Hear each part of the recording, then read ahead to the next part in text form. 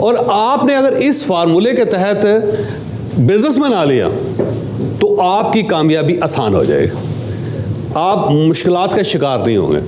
और अगर आपने इस बंदे के फार्मूले के बगैर करने की कोशिश की, कामयाब हो सकते हैं आप, लेकिन टाइम बहुत वेस्ट हो जाएगा, टाइम वेस्ट हो जाएगा, एनर्जी बहुत ज़ाया हो जाएगी आपकी। ठीक, अब है क्या जी, बंदा कौन है जी? इसको कहते हैं एगर, एगर एन्सऑफ।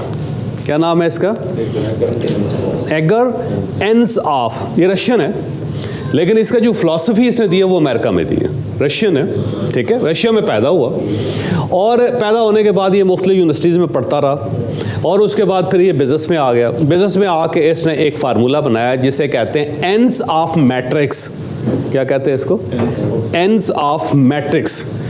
आपने करना है क्या कि जब भी आप फारिग हों तो आपने गूगल करना है एंड्स ऑफ मैट्रिक्स।